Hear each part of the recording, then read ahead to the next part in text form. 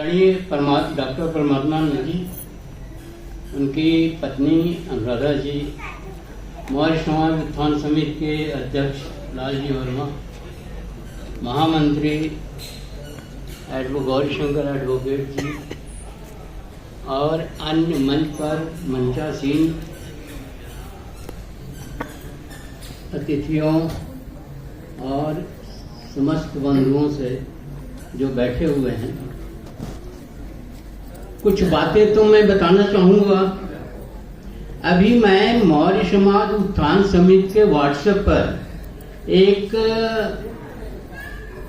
Post पढ़ रहा था कि राष्ट्रपति मुर्मू जी और पूर्व राष्ट्रपति कोविंद जी मंदिरों में गए थे और उनको पूजा सीढ़ियों पर कराया गया और ऐसा किया गया और वैसा किया गया। तो मैंने उस पोस्ट को पढ़ा तो मैंने कहा कि इसमें दोष जो है वो पार्टी का या बीजेपी का या किसी का भी नहीं है। वो अपनी खुद बेइज्जती कराने गए थे तो इसमें किसका दोष होगा। उस पोस्ट में ये था कि ये जो राजनीतिज्ञ है उन्होंने ऐसा किया जाति के आधार पर। मैं इससे सहमत नहीं था कि आप अपनी बेइज्जती कराते हैं जब आपको प्रॉपर तरीके से आमंत्रित नहीं किया जाता, प्रॉपर तरीके से आपको ट्रीट नहीं किया जाता, आप अपना मान सम्मान बेहतर समझते हैं तो फिर क्यों आप जाते हैं।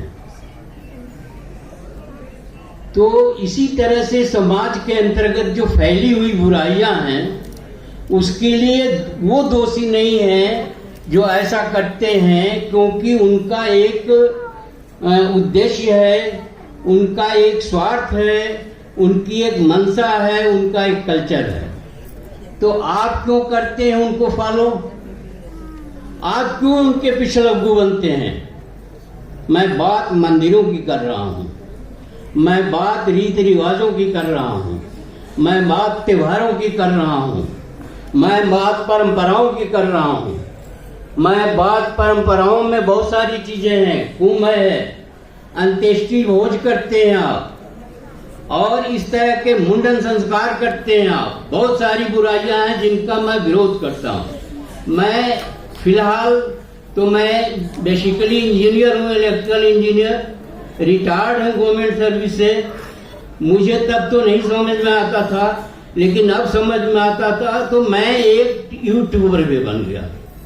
मैंने कहा जागरूकता फैलाने का एक ही तरीका है कि ये वीडियो बनाओ और लोग पढ़ें या न पढ़ें, वो अलग बात है।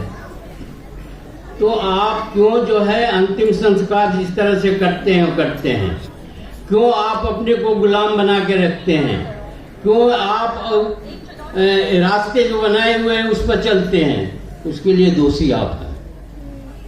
इसमें कोई दो राय नहीं है कि लोग रामायण सुनते हैं। मैं अपने रिश्तेदारों से लड़ जाता हूं, मैं अपने साथियों से लड़ जाता हूं। इसमें तुम्हारा ही नुकसान है।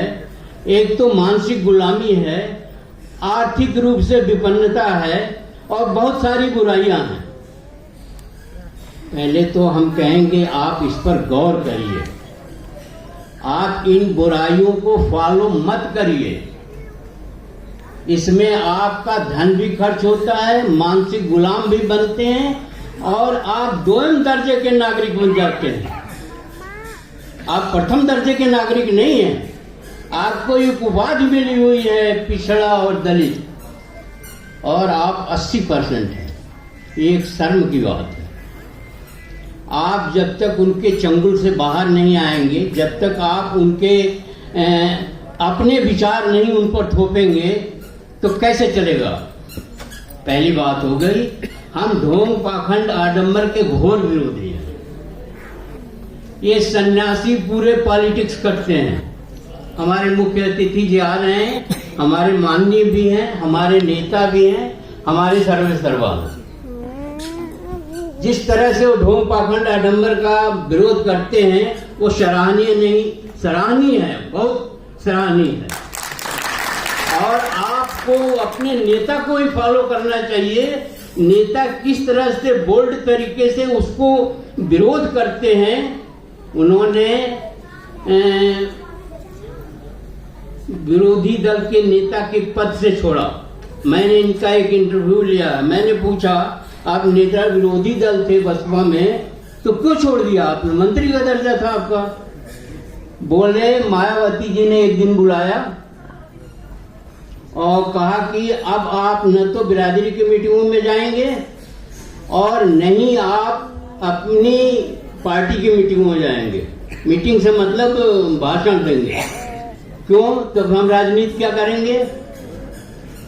तो उन्होंने कहा कि नहीं आप ब्राह्मण के खिलाफ बोल देते हैं और डैमेज कंट्रोल मुझे करना पड़ता है। तो डैमेज कंट्रोल उनको करना पड़ता है तो आज वो कहाँ हैं। हम खिलाफ नहीं बोलेंगे, हम पक्ष में बोलेंगे, हम पीछे पीछे चलेंगे तो पीछे पीछे रहेंगे। तो पिछड़े कहना आपको गलत तो है नहीं। तो एक बात तो ये है कि आप इन कुरीतियों पर विचार करिए और छोड़िए। उसके बहुत सारे रास्ते हैं और आपके पास एक ऑप्शन भी है बौद्ध धर्म। बौद्ध धर्म में देखिए कि क्या क्या उसमें प्राविधान किए गए हैं। तो उन प्राविधानों को मानिए, सिंपल तरीके से करिए, सिंपल तरीके से काम करिए। जागरूकता नहीं है आपके अंदर, ये मैं मानता हूं। अब जागरूकता नहीं है तो कहां से लाएंगे जागरूकता। जागरूकता तो लाएंगे अध्ययन करके। उस तरह की किताबों का अध्ययन करिए, उस तरह के लोगों से मिलिए। मेरे वीडियो ये पढ़ सकते हैं, मैंने कम से कम 900 वीडियो बनाया है। मैंने 900 वीडियो बनाया और सब इसी पर है। और मैंने बोल्डली इसको अपोज किया है कि हमें अंत्येष्टि भोज नहीं करना है। हमें सिंपल तरीके से मुंडन संस्कार नहीं करना है। हमें कांवड़ यात्रा नहीं करनी है। अमोल 24 अमोल 24 है। आप जो चाहेंगे हम लिंक भेजवा देंगे, हमारे सहयोगी भी हैं लोग। तो अमोल 24 चैनल आप खोजेंगे तो मिल जाएगा। तो इस तरह की स्थिति है। अब इस स्थिति को पार पाना है, अन्यथा जो आपके सामने हैं वो सरासर झूठ बोलते हैं, वो सरासर ढोंग पाखंड आडंबर करते हैं, वो तमाम तरह की चीजें करते हैं और आपका उनसे पार पाना बहुत मुश्किल काम है। आप देख रहे हैं, जिस दिन कहा जाता था हर हर मोदी घर घर मोदी, तो मैंने कहा आप लोग पगला गए हैं। अब स्थिति बहुत खराब हो रही है। तो स्थिति खराब होते होते आज आप इस स्थिति में पहुंच गए हैं कि आपका अंत ही है। ये समझ लीजिए कि अगर अगली बार आ गए तो अंत ही कर देंगे। पहली बात। दूसरी बात, दूसरी बात ये है कि आप अपने महिलाओं को बहुत समृद्ध करिए, महिलाओं को बहुत समझाइए। महिलाओं को शिक्षित तो करेंगे ही आप। शिक्षा, स्वास्थ्य और रोजगार, इसके लिए जी जान से लड़िए। महिलाओं का एक उपयोग है कि महिलाएं अगर शिक्षित हो जाती हैं, शिक्षित से मतलब हमारा डिग्री लेने से नहीं है बल्कि जागरूकता से है। डिग्री का कोई महत्व नहीं है। 1 लाख आपके पास डिग्री हो उससे कोई मतलब नहीं है। मतलब ये है कि आप जागरूक कितने हैं, जो कुछ आपने पढ़ा उसको जीवन में इम्प्लीमेंट कैसे कर रहे हैं। तो महिलाओं के साथ एक दिक्कत ये है कि महिलाएं शून्य हैं, और महिलाएं शून्य हैं तो महिलाओं को जागरूक करिए। उससे क्या होगा कि अगली पीढ़ी के लिए आपको काम नहीं करना पड़ेगा। महिलाएं अगली पीढ़ी अपने आप ठीक कर देंगी। अगली पीढ़ी के लिए आपको कुछ नहीं करना पड़ेगा। महिलाएं अगर जागरूक हो गई और महिलाएं अगर शिक्षित हो गई, महिलाएं बोल्ड हो गई, मतलब जो कुछ भी जागरूकता के गुण है वो अगर आ गया तो महिलाएं अगली पीढ़ी अपने आप ठीक कर देंगी। वहीं से शुरुआत गड़बड़ हो जाती है जब महिलाएं हमारी जो है तो पुरुष नहीं कर सकता, बच्चों को शिक्षित पुरुष नहीं कर सकता। वो तो नौकरी के लिए आप पढ़ाते हैं कि हमारा हेल्प करेगा।